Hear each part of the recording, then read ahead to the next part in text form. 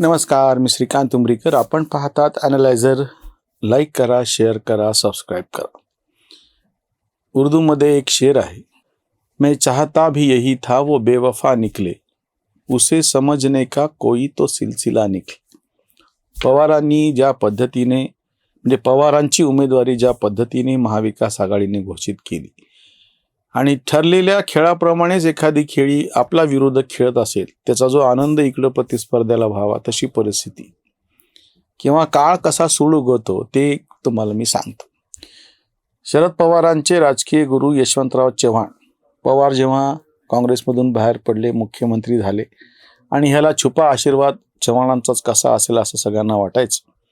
नंतर पवारांचं सरकार इंदिराबाईंनी पाडलं. 80च्या लोकसभा निवडणुकीतून बाईंना प्रचंड विजय मिळाला आणि तेव्हा काँग्रेसमध्ये जाताना ह्यांचे राजकीय गुरु यशवंतराव चव्हाण पवारांना असं म्हणाले की लोकांचा कल आता म्हणजे जनमत हे बाईंच्या बाजूने, आपल्याला तिकडे जावं लागेल. आणि पवार तेव्हा गेले नाहीत.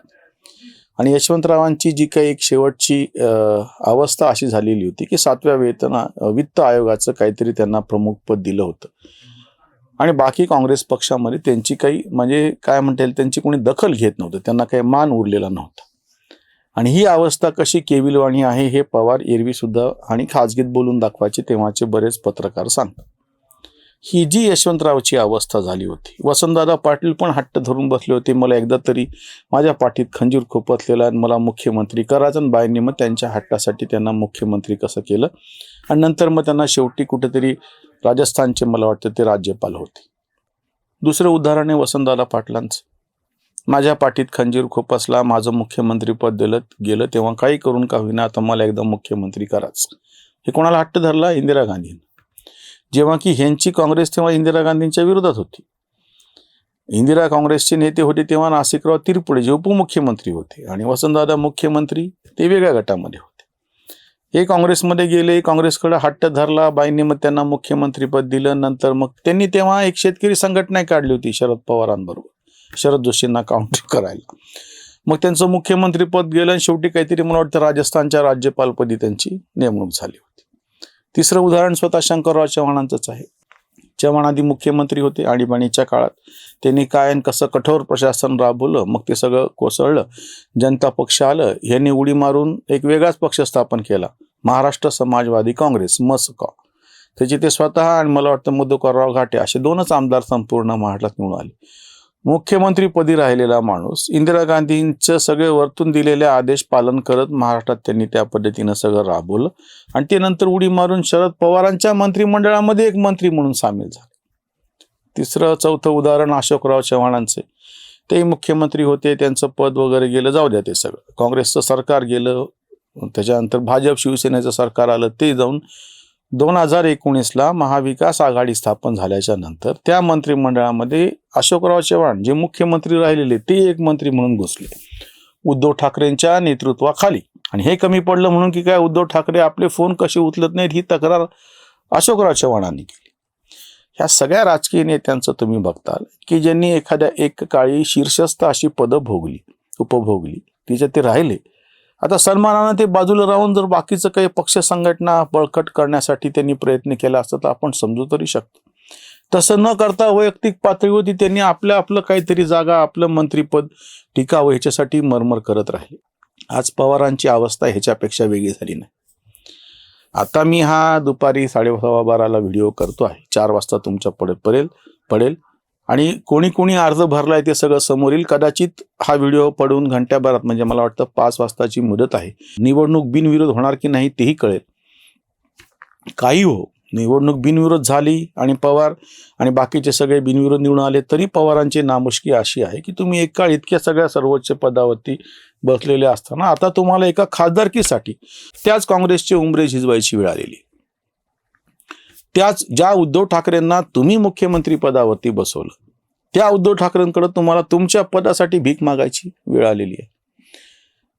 आणि दुसरीकडून विरोधकांचं तर काय कळायला मार्गच नाही की तुम्हाला इतकं सगळं करायचं होतं, हेच नाव तुम्ही आधी जाहीर केलं असतं तर त्याच्याप्रमाणे उलट काहीतरी रिॲक्शन द्यायचं बंधन सत्ताधाऱ्यांवरती आलं असतं. सत्ताधाऱ्यांनी त्यांचे 2 पक्के 2 धक्के असं जे गमतीनं म्हणतात भाजपने. विनोद तावडेंचं नाव जवळपास सगळे चर्चा करत होते. तसं झालं रामदास आठवलेंचं सगळं नाव माहीत होतं. रामराव वडकुते आणि माया येवनाते हे 2 नवीन नावं, म्हणजे 2 पक्की आणि 2 धक्के त्यांनी जे दिले. पार्थ पवारांचं नाव अजित पवार गटाकडून आलेलं आहे. खरं तर ते एका अर्थाने अपेक्षितपणे दुसरीकडून एक गमावलेली संधी पण आहे, की तुम्हाला जर ह्या निमित्तानं अजून एखादा नवीन ज्येष्ठ नेता जोडून घेता आला असता किंवा दिल्लीत तुमचं काही वजन आहे तुम्हाला करता आलं असतं, अतिशय अनुभव असलेल्या पार्थ पवारांना राज्यसभेमध्ये पाठवून उपयोगच काही नाही. तुम्ही तुमचं घरचं फक्त राजकारण आणि त्यांना पवारांनी कसं त्यांना लोकसभा निवडणुकीत तेव्हा पाडलं आणि त्याचा जर सूड उगवायचा असेल तर राज्यसभा, असं झालं ते. हे सुनेत्राताईंच्या बाबतीमध्ये पण झालं होतं. त्यांचा तुम्ही लोकसभेत पराभव केला सुप्रियाताईंच्या हस्ते, म्हणून त्यांना तुम्ही राज्यसभेमध्ये नेऊन बसवलं. आता ह्या ज्या सगळ्या गोष्टी आहेत ह्याचं खरं तर म्हणजे अशी काही गरज नव्हती. आज तुम्हाला उलट म्हणजे सुनेत्राताई इकडे आल्याच्या नंतर त्यांच्या जागी पार्थ पवारला पोटनिवडणुकीमधून दिला असं तर समजू शकत होतं. पण हे सगळं सत्ताधाऱ्यांचं चेंज करता आलं असतं जर विरोधकांनी एकजुटीनं सगळ्यात पहिल्यांदापासून आमचे उमेदवार शरद पवार आहे असं जाहीर करून टाकलं असतं. म्हणजे उलट हे बॅकफूटवरती गेले असते. आणि हे केवळ महाराष्ट्रामध्ये घडतंय असं नाही. बिहारमधली तशीच गोष्ट आहे. नितीश कुमारांचं नाव आता समोर केलं जातंय राज्यसभेसाठी. आता प्रत्यक्ष म्हणलं ना, हे व्हिडिओ पडेल तोपर्यंत सगळं चित्र क्लिअर झालेलं असेल. जर ते राज्यसभेमध्ये गेले तर साहजिकच त्यांची आता जागा रिकामी केली जाणार मुख्यमंत्रीपर्यंत. तिथं भाजप आपला माणूस बसवणार. तेजस्वी यादव, अखिलेश हे सगळे आता राज्यसभेमध्ये दिल्लीमध्ये हे करायले, जेव्हा की आता उत्तर प्रदेशमध्ये निवडणूक आहेत पुढच्या वर्षी. म्हणजे विरोधक काहीच कारण नसताना सत्ताधाऱ्यांच्या जाळ्यामध्ये अडकायला लागलेत किंवा सत्ताधाऱ्यांच्या सोयीस्कर अशा खेळी खेळायला लागले. आणि जेव्हा की सत्ताधाऱ्यांनी त्यांच्या अध्यक्ष नितीन नवीन यांना राज्यसभेवर पाठवलेलं आहे, म्हणजे लोकसभा म्हणजे बरेच जे प्रत्यक्ष निवडून गेलेले सतत निवडून न आलेला माणूस त्याला राज्यसभेवर पाठवणं आपण एक वेळ समजू शकलो असतो. जो सतत 5 वेळा आमदार म्हणून निवडून आलेला आहे त्याला आता राज्यसभेवर नेमून त्याला पक्ष संघटनेसाठी मोकळं केलेलं आहे संपूर्ण देशभर. हेच काम तेजस्वी यादव त्यांच्या राज्यामध्ये करू शकत होते. अखिलेश यादवच्या तर समोर आता निवडणुका आहेत, पण त्यांनी स्वतःलाच पदं पाहिजेत. पवारांचं तसंच. पवार असो किंवा महाविकास आघाडी दुसरं कुठलं पर्यायी वेगळं असं नाव समोर करून जर पवारांना विरोधाचंच राजकारण करायचं तर त्याच्यासाठी ते वेळ देऊ शकले असते. पण हे काहीही होताना दिसत नाही. आपण आपलं पद इतक्या पुरतंच मर्यादित आहे, तिकडं सत्ताधारी पूर्ण उपयोगाचा करून घेतात. जातीपातीचे गणित तर सोशल इंजिनिअरिंगचं असं परफेक्ट बसवलेलं आहे. आठवल्यांच्या रूपाने एक दलित आहे, तावडेंच्या रूपाने एक मराठा आहे, माया येवनातेच्या आदिवासी आहे आणि रामराव वडकुते धनगर आहे. बरोबर सोशल इंजिनिअरिंगचं सगळं गणित सत्ताधारी बसवत आहेत. त्याचे फायदे त्यांना त्यांच्या निवडणुकीमध्ये वेगवेगळ्या पद्धतीनं होतात.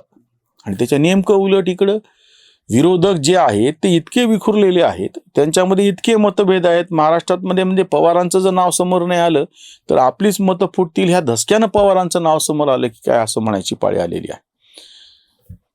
काँग्रेसवाले किंवा सगळेच विरोधक तळ्यात मळ्यात करत बसले तळ्यात मळ्यात. आणि काँग्रेस अडकली किंवा विरोधक अडकले काकांच्या जाळ्यात, असं जे आम्ही शीर्षक दिले त्याचं कारण हेच आहे. त्याच्यावरची उसंतवाणी. काँग्रेसी बसले तळ्यात मळ्यात, काकांच्या जाळ्यात अडकले. संजयाची खरी भरली बत्तीशी, संजयाची खरी ठरली बत्तीशी, काँग्रेस उपाशी जागेविन. काकांची पकड दिसली ती घट्ट, आदित्याचा हट्ट वाया गेला. बिनविरोधाचा संभवतो खेळ, आकड्यांचा मेळ जुळलेला. नाही नाही म्हणू हवी आहे जागा, चिवण्याला धागा राजकीय. खासदार खुर्ची सुटेना तो मोह, स्वकीयांशी द्रोह झाला तरी. कांत म्हणे झाली दयनीय स्थिती, काय परिस्थिती खुर्चीसाठी, काय परिस्थिती खुर्चीसाठी. विरोधकांची जी ही अवस्था होऊन बसलेली आहे ती मोठी विचित्र झालेली आहे.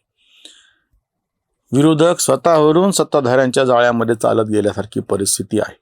दुसरं कुठला तरी तुलनेनं तरुण नेतृत्व राज्यसभेवरती पाठवलं असतं महाविकास आघाडीनं, त्याचा सगळ्याचा उपयोग करून महाविकास आघाडी बळकट करायचे प्रयत्न केलेले असते. पण तसं न करता काकांसारखं वयानं आणि आता नीतीनंही थकलेलं आहे, कारण की त्यांची कुठलीच कूटनीती चालत नाहीये. विधानसभा निवडणूक झाली, नगरपालिका, महानगरपालिका, जिल्हा परिषद सगळं झालं, कुठेही काकांची कसलीच नीती चालली नाही. अजितदादांच्या मृत्यूनंतर विलिनीकरणाचा जो एक खेळ करून पाहिला तोही चालला नाही. म्हणजे ज्यांचं वय थकलंय, ज्यांची राजनीती थकलेली आहे, त्या नेत्याला तुम्ही अपरिहार्य म्हणून नेऊन बसवलेलं आहे. त्या तुलनेनं तरुण रक्त समोर सत्ताधाऱ्यांच्याकडे आहे, त्याच्याशी लढायला तुम्ही जर इतक्या वयाचे नेते नेऊन बसवले तर याचा अर्थ असा की तुम्ही सत्ताधाऱ्यांच्या जाळ्यात अडकलेले. इथेच थांबूयात. धन्यवाद. जागृतीचा विधायक